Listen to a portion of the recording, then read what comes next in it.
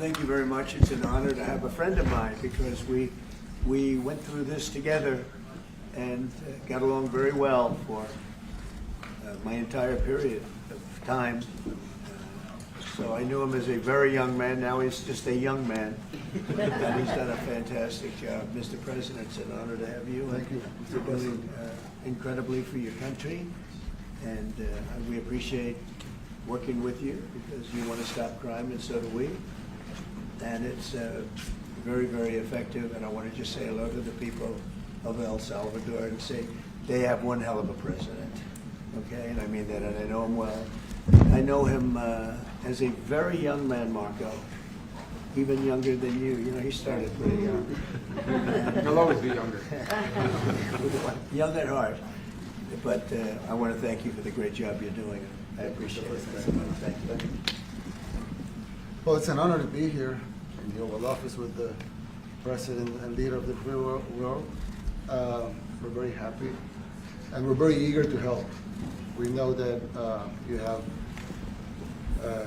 a crime problem, a terrorism problem that you need help with. And we're a small country, but if we can help, we will do it. And we actually turned the murder capital of the world, that was the journalists call it, right? Murder capital of the world, into the safest country in the Western Hemisphere. And, you know, sometimes they say that we imprison thousands. I like to say that we actually liberated millions. So, you know, like, That's very good. Who gave him that line? Do you think I can use that? Yes. And in fact, Mr. President, you have 350 million people to liberate. Yes. But to liberate 350 million people, you have to imprison some. You know, that's the way it works, right? You cannot just, you know, free the criminals and think crime is going to go down magically. You have to imprison them so you can liberate 350 million Americans that are asking for the end of crime and the end of terrorism. And it can be done. I mean, you're doing it already. And I'm sure that people have seen the change in the streets. A long way to go because you're just initiating your second term. But it's clear that, you know, with the numbers at the border, you know, even in Democrat-run cities, they get a help from the work you're doing. So I'm really happy to be here, honored, and eager to help. Well, we had a terrible thing happen. We had an administration that allowed people to come in freely into our country from not only South America, but from all over the world, many from the Congo in Africa, Asia, all over the world, Europe, rough parts of Europe. And they came from prisons, and they came from mental institutions, and they came from gangs, and the gangs of Venezuela and other places. And hundreds of thousands and even millions of them came. 21 million people altogether, but many of the people that came, just a tremendous percentage of them were criminals, in some cases violent criminals. We had 11,088 known murderers. Half of them murdered more than one person. This was allowed by a man who, what he did to our country is just unbelievable. So we're straightening it out, we're getting him out. But what they did and what that party did to our country, open borders, anybody could come in. As soon as I heard that, I said, every prison's going to be emptied out into our country. That's what happened. And we're straightening it out. And we just had numbers. We had the highest recruiting numbers in the history of our country going into police departments. And a year ago, we had the lowest numbers. You couldn't hire a biggest police. change. Yeah. Nobody's From ever the seen. lowest to the highest. And the military now, Marines, the Army, Air Force, Coast Guard, every slot is, I mean, we have the best numbers we've ever had. We call it recruitment numbers. And we've never had anything like it. We had records on at every single level. But very important, the policemen. The policemen are joining forces now that we're having a hard time with policemen because we weren't protecting our police. Yeah. And we cherish our police. The police are great, and the firemen and everybody else. But we have the highest numbers that we've ever had, the most enthusiasm. Great enthusiasm. And on trade and other things, we're doing great. We're taking in billions and billions of dollars. We made 2 weeks ago, I gave them a little bit of a pause because, you have to show a little flexibility, but we go back to what we have to do. The markets have been very strong once they got used to it, but we were losing $2 billion a day. There's no company big like this. This is the biggest deal ever made. Now we're making $3 billion a day. We're a great country, but we had stupid people running this country, and I can say it. But what they've done to us at the border should never and can never be forgotten. It's a sin, what they did, and you are helping us out, and we appreciate it. Actually, what you're doing with the border is remarkable. It has dropped, 95%? It's incredible. As of this morning, 99%, 99.1% to be exact. Why are those numbers not in the media? Well, they get out with the fake news, like CNN over here doesn't want to put them out because they don't like putting out good numbers. They only like putting out because I think they hate our country, actually. Yeah, that's a very, but it's a shame. You're right. Isn't that a great question? Why doesn't the media? Why don't they put out numbers? Yeah, 99%. I mean, it's crazy, right? We're doing It's great. a crazy turnaround. Christy, could you maybe say a couple of words about the border? How we're doing? It's just been absolutely phenomenal what a great leader can do. Clear direction. Our laws matter. We should only have people in our country that love us, and the Border Patrol and our ICE officers and law enforcement officers have done fantastic work. So we're proud of them. Now we just need to get the criminals and murderers and rapists and dangerous gang members and terrorist organizations out of our country. So, Mr. President Bukele, we thank you very much for your partnership. It has been wonderful for us to be able to have somewhere to send the worst of the worst and someone to partner with. And we'd like to continue that partnership because it's been a powerful message of consequences. Mr. President, you wanted people to know that there was consequences if you break our laws and harm our people and endanger families. And this is a clear consequence for the worst of the worst, that we have somewhere to put them.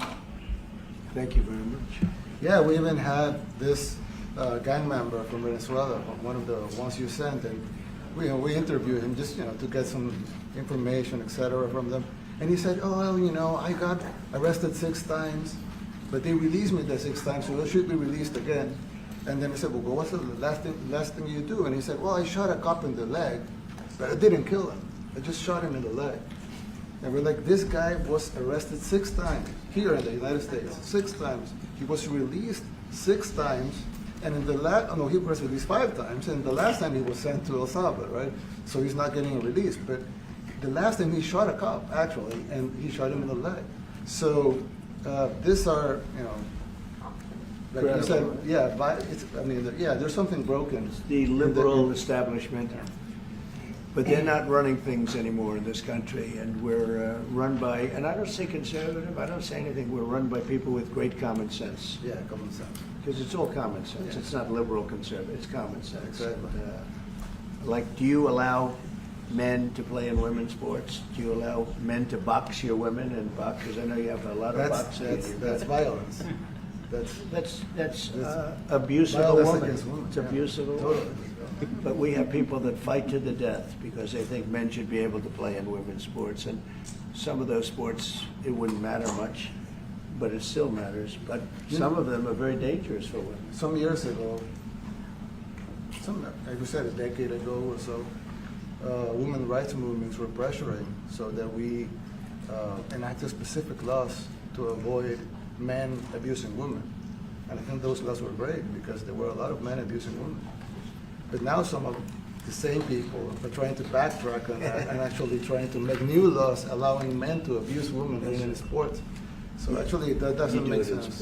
It doesn't make sense. It's crazy. They have weightlifting records, right? Yeah. A woman gets up, lifts weights, she's incredible. A guy gets up and beats her by 100 pounds. What are you going to do? A record that hadn't been broken in 18 years. They put on an ounce, quarter of an ounce, eighth of an ounce for 18 years. Now they have a guy come up, ping. The whole thing is crazy. But they continue to fight.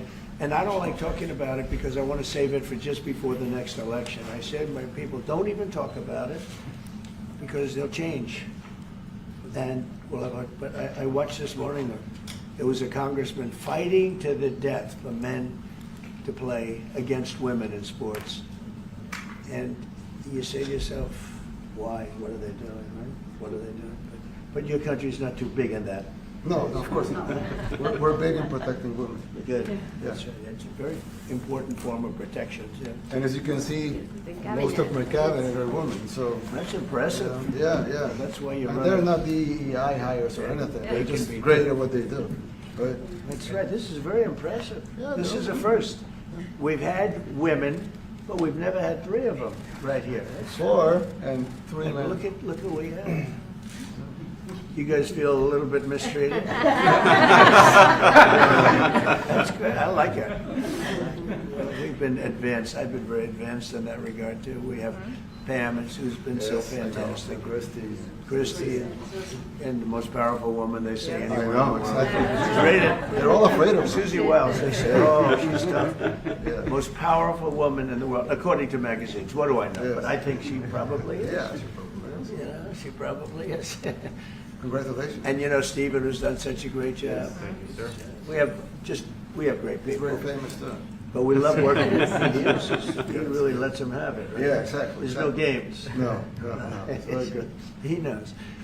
Do you have any questions, please? President Trump, No, let's not start Mr. with President. CNN because they're just so Mr. President. wrong. Yeah, please. Yeah, thank you, Mr. President. You repeatedly mentioned last night that Russia's attack on Ukraine was a mistake. What is the exact mistake? And have you given Putin a deadline to actually move toward a ceasefire? The mistake was letting the war happen. If Biden were competent, and if Zelensky were competent, and I don't know that he is, we had a rough session with this guy over here. He just kept asking for more and more. That war should have never been allowed to happen. That war, I went 4 years and Putin wouldn't even bring it up. And as soon as the election was rigged and I wasn't here, that war started. There was no way that war should have been allowed to happen. And Biden should have stopped it. And you take a look at Putin. I'm not saying anybody's an angel, but I will tell you, I went 4 years and it wasn't even a question. He would never, and I told him, don't do it. You're not going to do it. And it was the apple of his eye, but there was no way that he would have done it. All you had to do is lower oil prices. If you lowered oil prices, Biden kept the prices so high because he made it impossible to get it. If you lowered oil prices, you would have never had the war. But you wouldn't have had it with me anyway. That war would have never happened. And I think it's a great abuse. So now what do? You get a country where 25% of its land is gone, and the best locations, where millions of people are killed. You know, you haven't reported accurately the death. And this was Biden's war, and I'm trying to stop it. And I think we're going to do a good job. I hope we're going to do it. They lose 2,500 young people a week, think on average. Now they're Russians and they're Ukrainians, but it's 2,000. We don't care. It's like whatever it is. Intolerable. They're not from your country. They're not from mine. But I want to stop it. 2,500. It's a killing field. It's like the Civil War. You take a look. I look at the satellite pictures. This should not be happening in our time. Of course, our time can be pretty violent, as we know. But that's a war that should have never been allowed to start. And Biden could have stopped it, and Zelensky could have stopped it, and Putin should have never started it. Everybody's to blame. Have you spoken to President Zelensky, sir, about his offer to purchase more Patriot missile batteries? Oh, I don't know. He's always looking to purchase missiles, you know. He's against, listen, when you start a war, you got to know that you can win the war, right? You don't start a war against somebody that's 20 times your size and then hope that people give you some missiles. If we didn't give them what we gave, remember, I gave them javelins. That's how they won their first big battle with the tanks that got stuck in the mud, and they took them out with javelins. They have an expression that Obama at the time, Obama gave them sheets and Trump gave them javelins. But there's something that should have never happened. It's a really shame. The towns are destroyed. Towns and cities are, you know, largely destroyed. They have the spires, you know, the beautiful spires that go up. They say they were the most beautiful in the world in Ukraine for whatever reason, but the most beautiful in the world. They're mostly laying on their side, shattered and broken. And most importantly, you have millions of people dead. Millions of people dead because of Three people. I would say three people. Let's say Putin number one, but let's say Biden, who had no idea what the hell he was doing, number two, and Zelensky. And all I can do is try and stop it. That's all I want to do. I want to stop the killing. And I think we're doing well in that regard. I think you'll have some very good proposals very soon. Last question, sir. Have you attributed a motive through the FBI investigation behind the attack on Governor Josh Shapiro over the weekend? No, I haven't, but the attacker was not a fan of Trump, I understand, just from what I read and from what I've been told. The attacker basically wasn't a fan of anybody. It's probably just a whack job. And certainly a thing like that cannot be allowed to happen.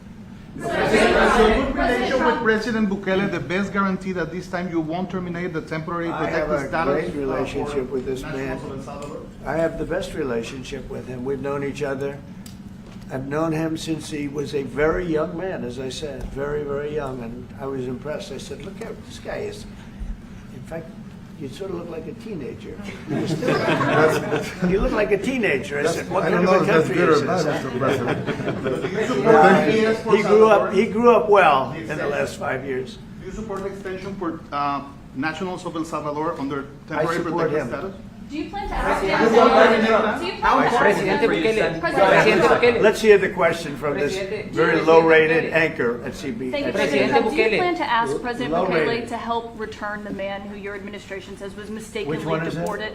The man who was mistakenly deported to El Salvador? Well, let me ask Pam, would you answer that question? Sure, President. First and foremost, he was illegally in our country. He had been illegally in our country. And in 2019, two courts, an immigration court and an appellate immigration court, ruled that he was a member of MS-13 and he was illegally in our country. Right now, it was additional paperwork had needed to be done. That's up to El Salvador if they want to return him. That's not up to us. The Supreme Court ruled, President, that if, as El Salvador wants to return him, this is international matters, foreign affairs, if they wanted to return him, we would facilitate it, meaning provide a plane. So will you return him, President And Bukele? you are doing a great job. Thank Thank you. ¿Usted estaría dispuesto Stephen Miller, a- wait a minute. Could you just also respond to that question? Because, you know, it's asked by CNN, and they always ask it with a slant, because they're totally slanted, because they don't know what's happening. That's why nobody's watching them. But would you answer that question also, please? Yes, gladly. So, as Pam mentioned, there's an illegal alien from El Salvador. So, with respect to you, he's a citizen of El Salvador. So, it's very arrogant even for American media to suggest that we would even tell El Salvador how to handle their own citizens as a starting point. As two immigration courts found that he was a member of MS-13. When President Trump declared MS-13 to be a foreign terrorist organization, that meant that he was no longer eligible under federal law, which I'm sure you know, you're very familiar with the INA, that he was no longer eligible for any form of immigration relief in the United States. So he had a deportation order that was valid, which meant that under our law, he's not even allowed to be present in the United States and had to be returned because of the foreign terrorist designation. This issue was then, by a district court judge, completely inverted, and a district court judge tried to tell the administration that they had to kidnap a citizen of El Salvador and fly him back here.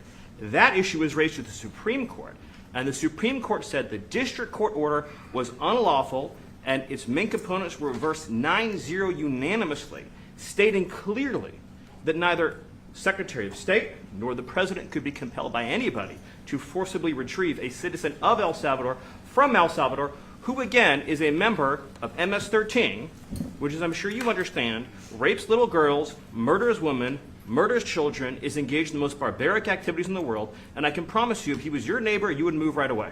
So you don't plan But to the ask for Supreme him Court to is get it asking back? to. And Is that- what was the ruling Facilitate- in the Supreme Court, Steve? Was it 9-0? Yes, it was a 9-0 In our favor. in our favor against the district court ruling, saying that no district court has the power to compel the foreign policy function of the United States. As Pam said, the ruling solely stated that if this individual, at El Salvador's sole discretion, was sent back to our country, that we could deport him a second time. No version of this legally ends up with him ever living here because he is a citizen of El Salvador. That is the president of El Salvador.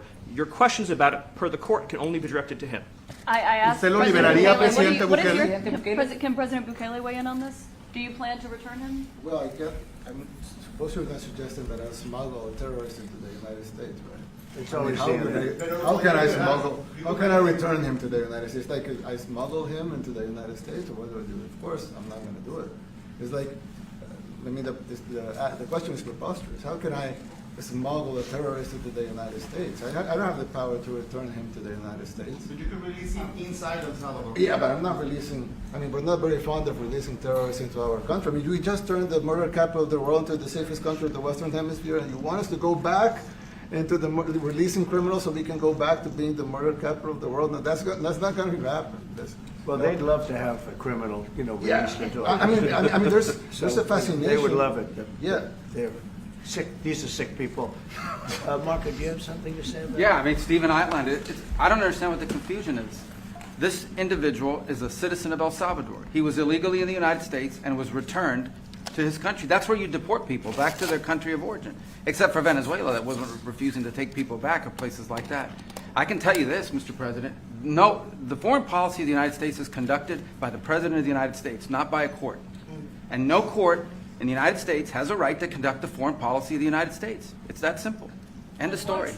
And that's what the Supreme Court held, by the way, to Marco's point. The Supreme Court said exactly what Marco said, that no court has the authority to compel the foreign policy function of the United States.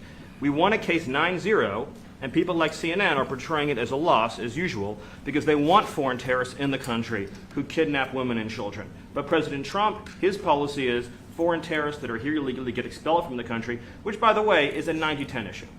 Well, Mr. President, you said that if the Supreme Court said someone needed to be returned, that you would abide by that. You said that on Air Force One just a few days ago.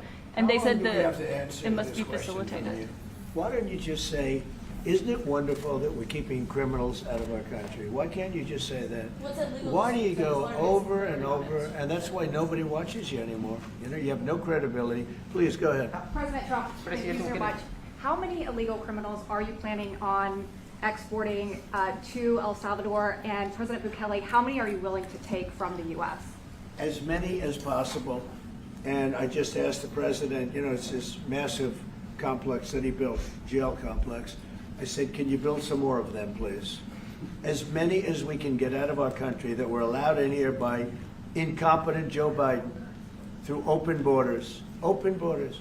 You probably hear open borders and you can't even understand it because nobody can understand it. Nobody smart or with common sense can understand it. So we have millions of people that should not be in this country that are dangerous. Not just people, because we have people, but we have millions of people that are murderers, drug dealers. They've been allowed to come into our country by other countries that were very smart. When they heard that this very low IQ president, and by the way, I took my cognitive exam as part of my physical exam, and I got the highest mark, and one of the doctors said, sir, I've never seen anybody get that kind of, that was the highest mark.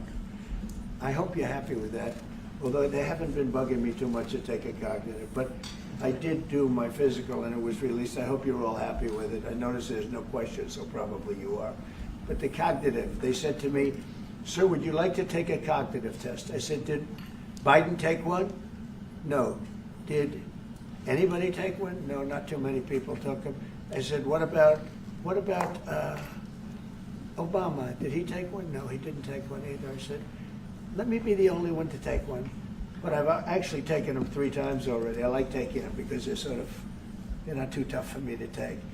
But we had a great physical exam, so I know you're going to ask that. And the doctors who are total professionals, Walter Reed Medical Center, they're great people.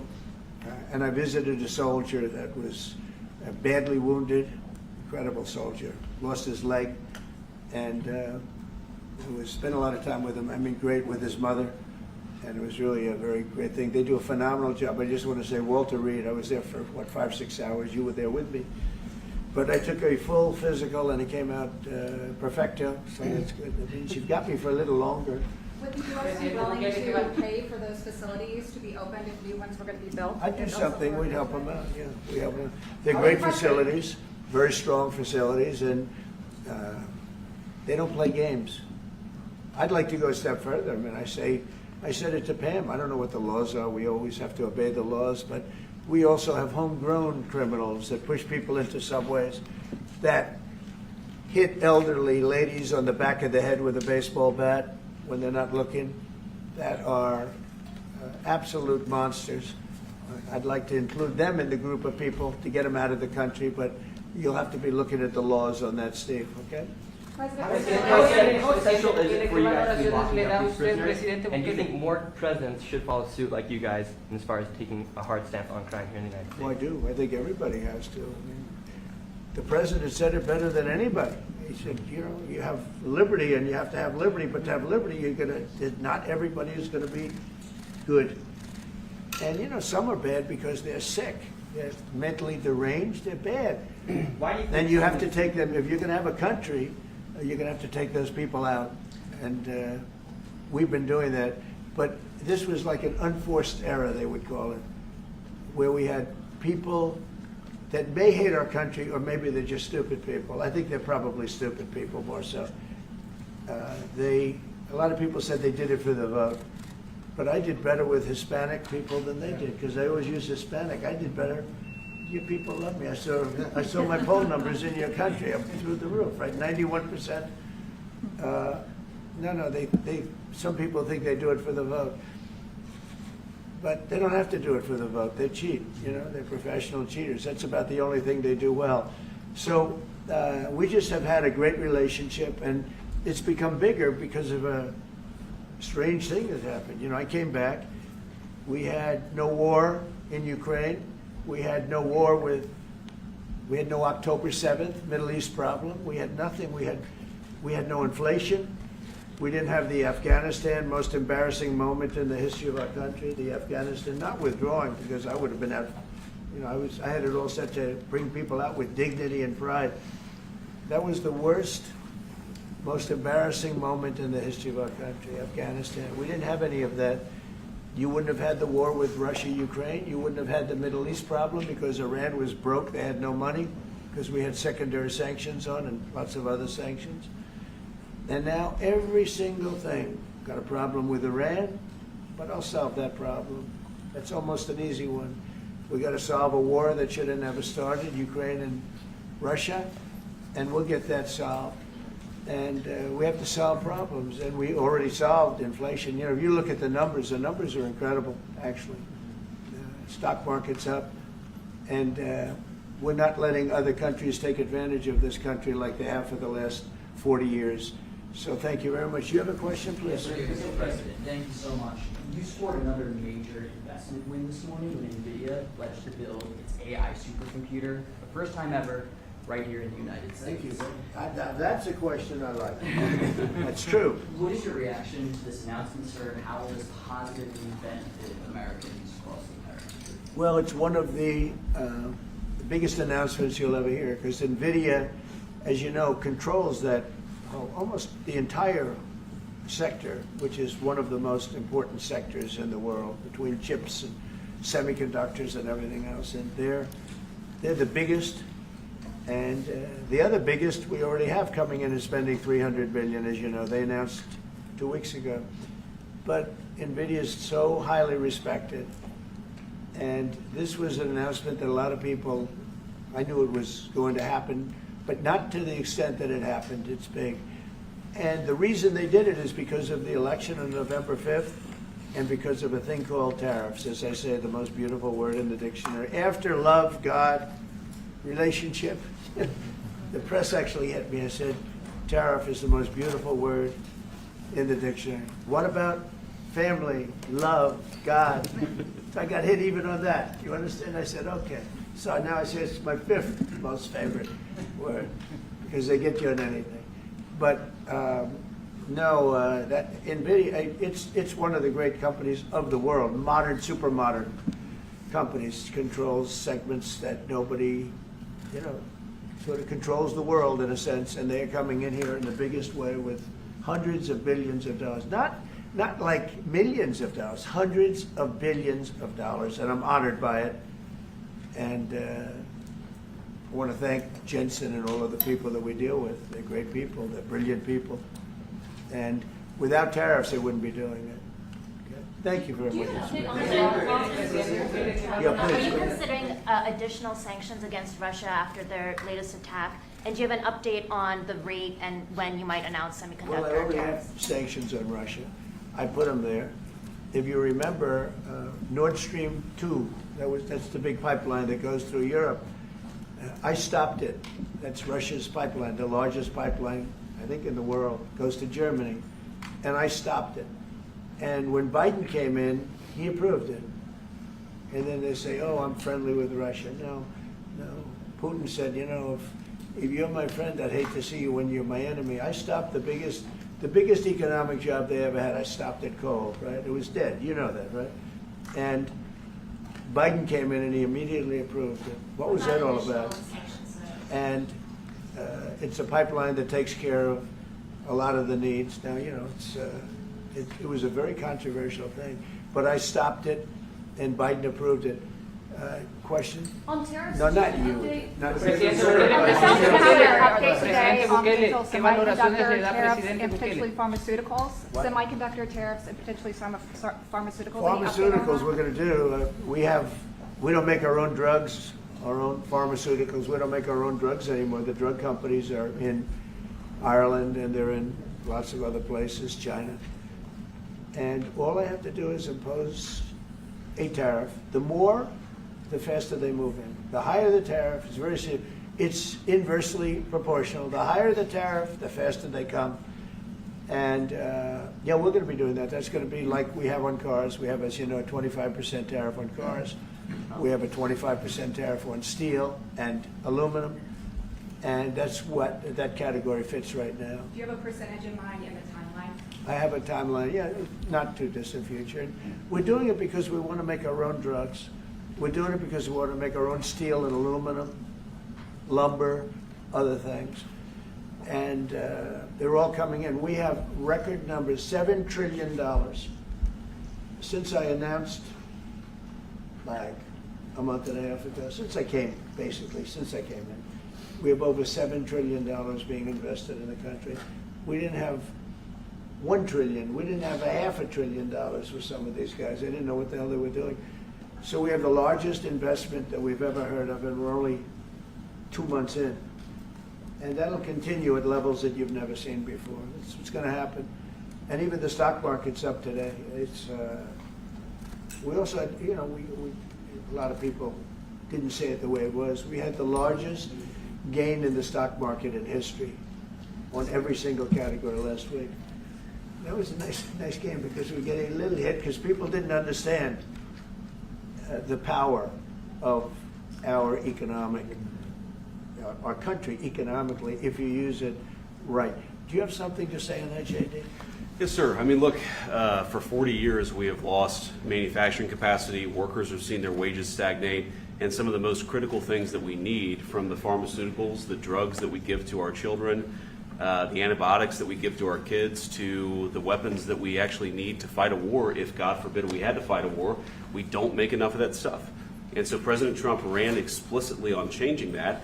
Yes, as the president mentioned, it caused a little bit of disruption in the market, but I actually think over the long term, workers are going to benefit, stocks are going to go up, American businesses are going to benefit as we reinvest and reindustrialize our country. And the auto workers and the Teamsters and all of the unions, you know, not traditionally Republican, but I'm winning those unions by, we're up 40, 50 points on the Democrats. They're losing everything. They're losing everything because they just have policies that are not believable. They fight for policies that are 5% popular, and nobody knows who the 5% are. I mean, nobody can find the 5%. But if you go back to Ohio, and by the way, we have the great championship team from Ohio coming in today, right? Very big day. And that's going to be a little bit later. And that'll be, if you want to stick around, I'll introduce you to some nice people. You'll see some very large people, right? You'll see some people that even you have not seen people like this. These are big, these are 6'7", 380 pounds with no fat. Okay, that's pretty good, right? But the team, the national championship team, is being honored today at the White House, so that'll be exciting. Have you around? You want to stay around? I'll have you up there. You can tell them all about your prison, how you have to behave. Okay. Who else? On electronics. Go ahead, please. Yeah, you said yesterday that you're making a decision on Iran very quickly. What do you mean by that? Is that a decision to strike Iran? They have to solve their problem very quickly. Iran wants to deal with us, but they don't know how. They really don't know how. We had a meeting with them on Saturday. We have another meeting scheduled next Saturday. I said, that's a long time. You know, that's a long time. So I think they might be tapping us along. But Iran has to get rid of the concept of a nuclear weapon. They cannot have a nuclear weapon. He can't have a nuclear weapon. Nobody can have. We can't have anybody having nuclear weapons. You know, we can't have nuclear weapons. And I think they're tapping us along because we're so used to dealing with stupid people in this country. And I had Iran perfect. You had no attacks. You would have never had October 7th in Israel, the attack by Hamas, because Iran was broke. They were stone cold broke when I was president. And I don't want to do it. I want them to be a rich, great nation. The only thing is, one thing, simple. It's really simple. They can't have a nuclear weapon. And they got to go fast because they're fairly close to having one. And they're not going to have one. And if we have to do something very harsh, we'll do it. And I'm not doing it for us. I'm doing it for the world. And these are radicalized people, and they cannot have a nuclear weapon. Does that include a potential strike on Iranian nuclear facilities? Of course it does. And just a follow-up question, a clarification. You mentioned that you're open to deporting individuals that aren't foreign aliens but are criminals to El Salvador. Does that include potentially U.S. citizens, fully naturalized Americans? If they're criminals and if they hit people with baseball bats over their head that happen to be 90 years old, and if they rape 87-year-old women in Coney Island, Brooklyn, yeah, that includes them. What do you think? There's a special category of person? They're as bad as anybody that comes in. We have bad ones too, and I'm all for it because we can do things with the president for less money and have great security.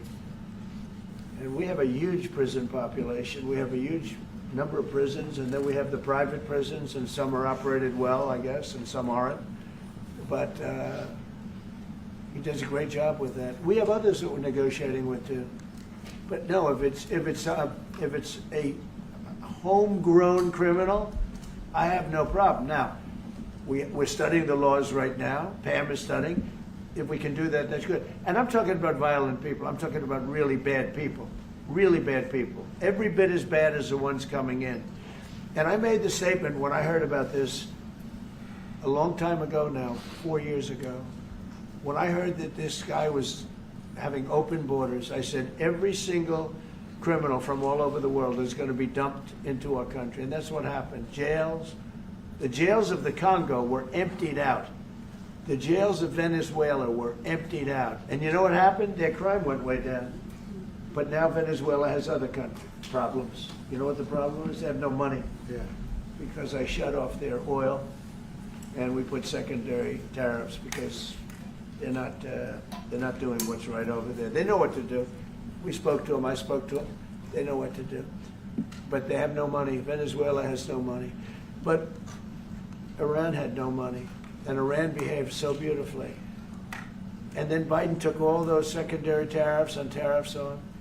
I told China, you can't buy oil. If you buy oil from Iran, China, I told it to President Xi, then we no longer want you to do business with the United States of America. And those ships disappeared from that harbor so quickly. China. Get along great with China. Are the talks with Iran productive? Do you want to continue that? The talks with Iran, do you believe those are productive? Do you want to continue that? I think Iran could be a great country as long as it doesn't have nuclear weapons. If they have nuclear weapons, they'll never get a chance to be a great country. They will never get a chance. It won't even come close. Sir, on tariffs? Yeah. Yeah, thank you. Yesterday you mentioned short-lived product exemptions. Which specific products are you considering, and how long is short-lived? Weeks, months? I'm looking at something to help some of the car companies where they're switching to parts that were made in Canada, Mexico, and other places. And they need a little bit of time because they're going to make them here. But they need a little bit of time. So I'm talking about things like that. What about any Apple products, other cell phones? Look, I'm a very flexible person. I don't change my mind, but I'm flexible. And you have to be. You just can't have a wall and you'll only go. No, sometimes you have to go around it, under it, or above it. There'll be maybe things coming up. I speak to Tim Cook. I helped Tim Cook recently, and that whole business. I don't want to hurt anybody, but the end result is we're going to get to the position of greatness for our country. We're the greatest economic power in the world if we're smart. If we're not smart, we're going to hurt our country very badly. We lost with China over the Biden years trillions of dollars on trade, trillions of dollars, and he let them fleece us. And we can't do that anymore. And you know what? I don't blame China at all. I don't blame President Xi. I like him. He likes me. I mean, who knows? Who the hell cares? Do you have any updates on talks But you know with what? China? What? Do you have any updates with talks with China? Let me just tell you this. I don't blame China. I don't blame Vietnam. I see their meeting today. Is that wonderful? That's a lovely meeting. They're meeting, like trying to figure out how do we screw the United States of America. Don't forget, the European Union was formed to do just that. The European Union was formed to hurt the United States and on trade. And they get us on NATO because they don't pay their bills. But now, since I got involved, they have been paying their bills. I took in over $600 billion for NATO. Nobody took in anything. I mean, they were all delinquent. They had 8 nations out of 28 paid their bills. The rest of them were way delinquent. And I said, if you don't pay your bills, we're not going to protect you anymore. And the money poured in over 600. The Secretary General last week made that statement. He said, I've never seen anything like it. We couldn't get anybody to pay because the United States was footing the bill for NATO. Well, we got hurt there, and we got hurt on trade, likewise, European Union. And they've got to come to the table, and they're trying to. They're trying to. But the European Union has taken terrible advantage. They don't take our food products. They don't take our cars. We have millions of their cars, BMW, Volkswagen, Mercedes-Benz, many others. They come in by the millions. They don't take, there are no Chevrolets in Munich, I can tell you that.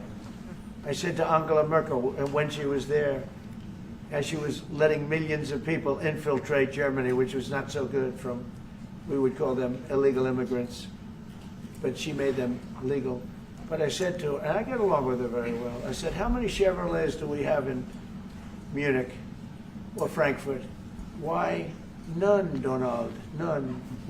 I said, you're right. And yet we take in millions and millions of cars. No, those days are over. Okay, thank you very much, everybody. Thank you, guys. Thank you, guys. Thank you, guys. Mr. President, do you have any comment on the FTC's case against Meta and Mark Zuckerberg?